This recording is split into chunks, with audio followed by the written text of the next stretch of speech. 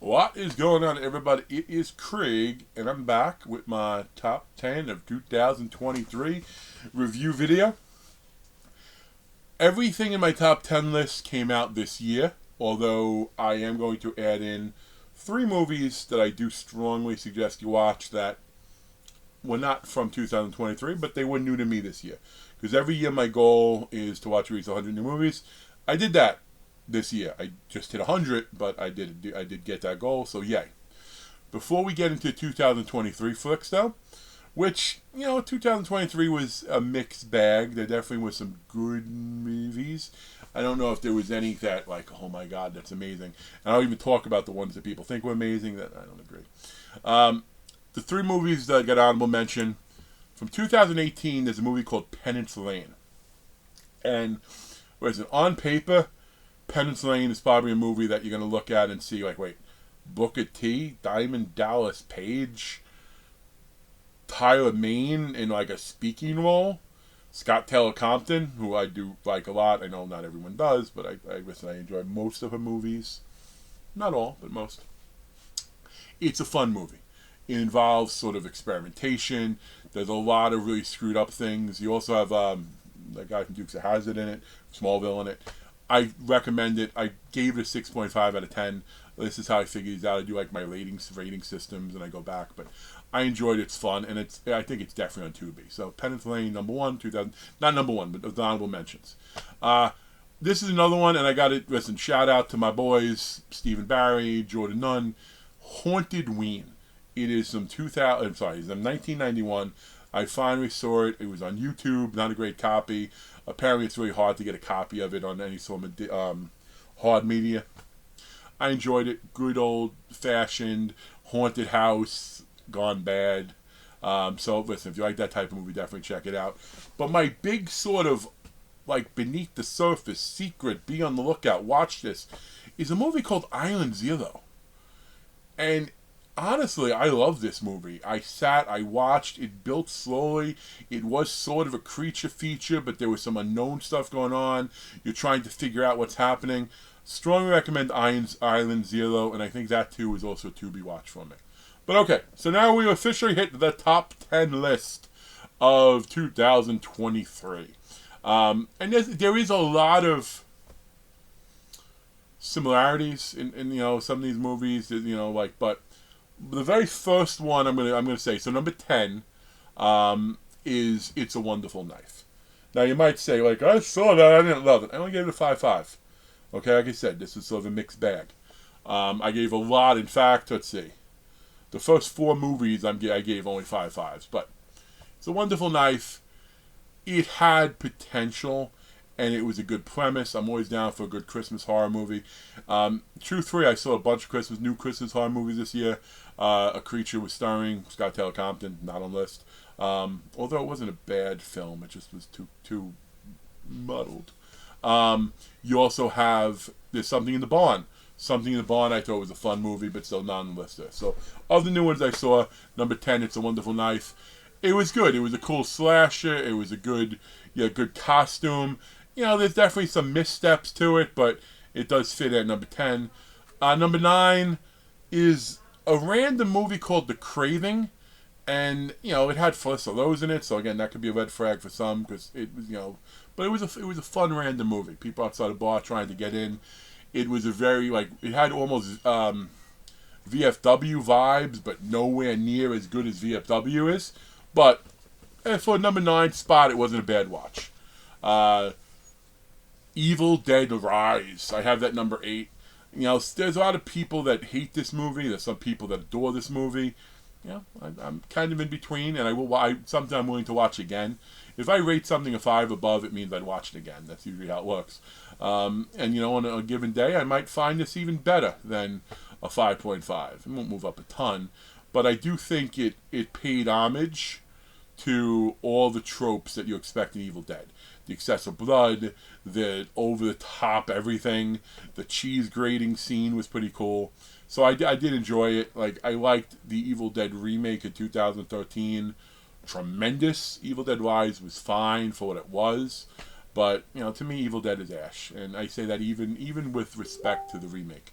in 2013. And then we have, let's see, 10, 9, 8, number 7, Natty Knocks. You know, Natty Knocks, again, one of those movies. You have Danielle Harris, you have Robert Englund, you have Bill Moseley. I enjoyed it. I thought it was well done. I thought the younger actors in it did a fine job. I don't think it needed the very end. You know, I think if they went away, it wasn't any ghost. Bill Moseley was just crazy instead of possessed. I guess I'll give a spoiler warning. But, like, it could have been a lot better than it was, but I still enjoyed it. Okay, so now we're officially going to move to something with a rating over 5.5. Couple of 6s for you. And so now, speaking of 6s, this is number 6, Killer Book Club. It was aired on Netflix. I don't know if it was considered Netflix original, they purchased it or whatever. It's almost definitely not Netflix original now I think about it, because it's subtitled. It is it has a Scream vibe. It has a vibe of a couple other movies. I thought The Mask was cool. I actually would consider getting The Mask a copy for my collection, not an actual one. You know, but I enjoyed it. If you don't mind, like I said, I watched it dubbed, I think, but you could also watch it subtitled. I think it was a fun movie. I think it was pretty well done. Number 5, which might be the movie of the year for people like my boy Steve, my boy Jordan, my boy Eric, like because it has that throwback vibe. But you have a movie called Dark Harvest, which it's set back in like the 40s and 50s. It's gritty. It has like the creature in it was described to me originally as it's like a cross between Pumpkin-Headed Sam. And I heard that. I'm like, how could you be a cross between a tiny guy and a giant guy? And then I saw it, and they were absolutely right. I dug this movie. It took me about a half an hour to dig it. Like, I did watch the first half an hour. Like, I totally disagree. This movie is awful. This is that. But you watch it, you get into it, it's cool. And it definitely got the potential to come back again as a... it definitely has the potential to come back again as a part 2, part 3, part 4, etc. But, you know, they thought Trick or Treat was going to have lots of sequels too, and to date it hasn't. So we'll see. And now I'm going to give you my number 4, which is probably the one none of you have seen. And I think this movie is, obviously it's notoriously underrated if no one's seen it. My number 4 is a movie called Baby Blue. And the premise of Baby Blue is if you watch this guy's death video, then he comes for you to get you.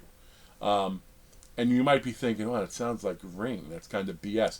But that's the beauty of it. It's a little bit meta, because they actually, after this sets place, they're like, that's not real. That's like The Ring. Like, they acknowledge it and they play around with it.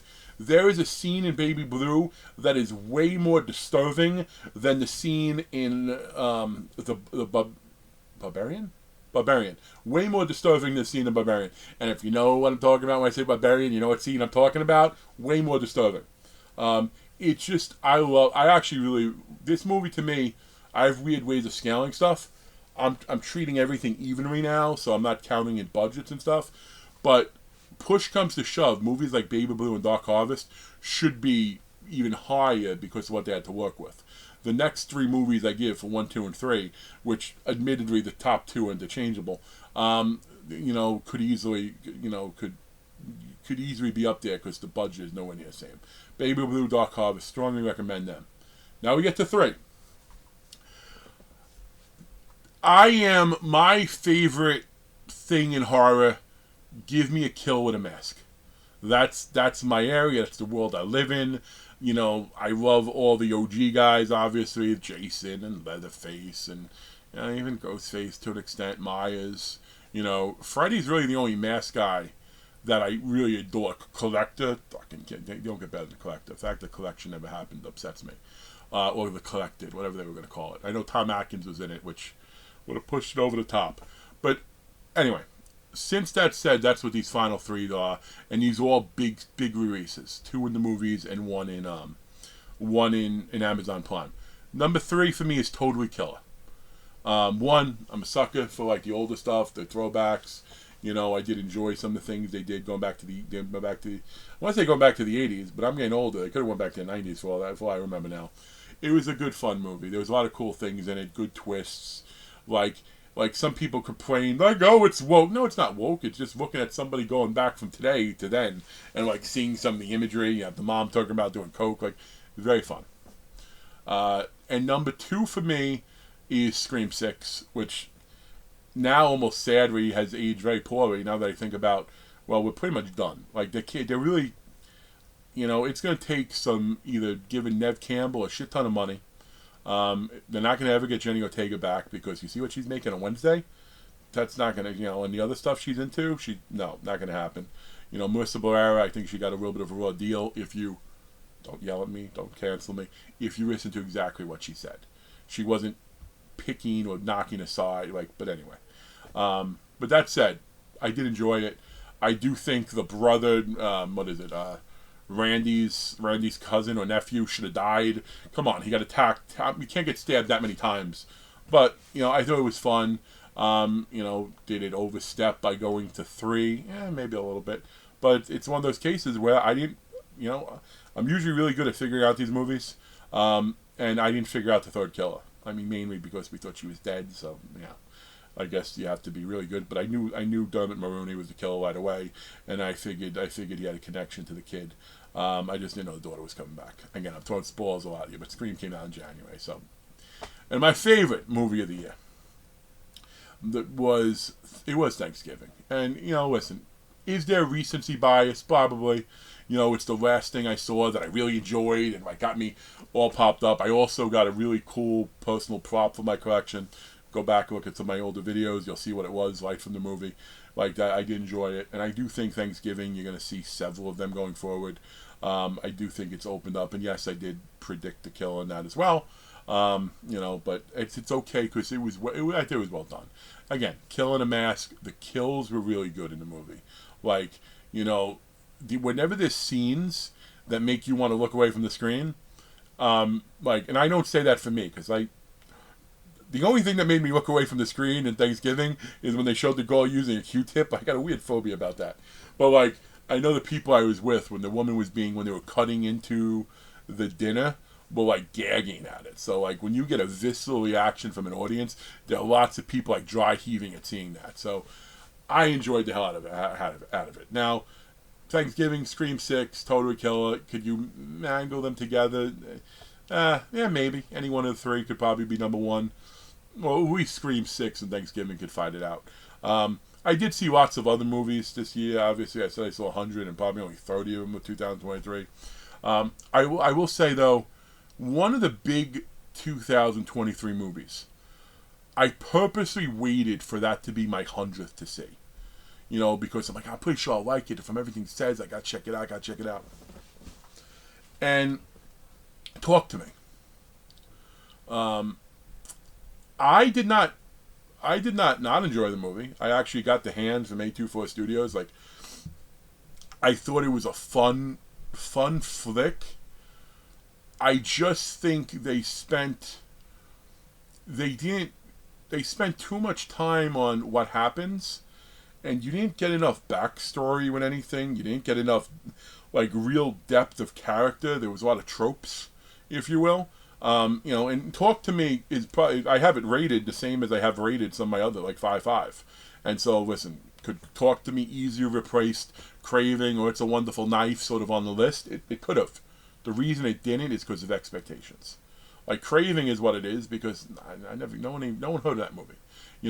Evil, there was such high expectations for me with Talk to Me because everybody I know was saying, oh man, it's amazing, it's this, it's new evolution. And A24 Studios, they do some good things. But it was not that for me. So even though it's probably rated the same, I had a bunch of 5.5s that just didn't make the list. We're going to see what happens this new year. This new year, there's a lot of new stuff coming out. My biggest thing I'm looking forward to is Maxine. Listen, X and Pearl, phenomenal. X was a great slasher movie. Pearl was one of the better character study movies I've seen in a long time. I know it's not for everybody, but fucking badass in my opinion. And Mia Goth, it's going to be interesting 10 years from now who became, the bigger name in horror, Mia Goth or Ortega. And I say that. Mia Goth is more horror in general, but Ortega is a bigger name. So we'll see what happens with both of them. I know they're doing a new Babysitter movie. I wonder if Ortega pops back for that. Probably not, given what she gets paid now. But that said, folks, thank you for checking out my video. I haven't done one of these 15-plus minute ones in a long time. I don't know. Hopefully you take a chance to go through it, because I do want to hear your opinion. I also want to hear what is something that I didn't mention that you saw that you thought was great in 2023. Because maybe if it's something I didn't see, then I have some stuff to start watching next year. If something I did see, well, maybe we could debate a little bit in the comments. But anyway, have yourself a great New Year's Eve. Be safe. And have a healthy and prosperous 2024. Till we meet again, peace.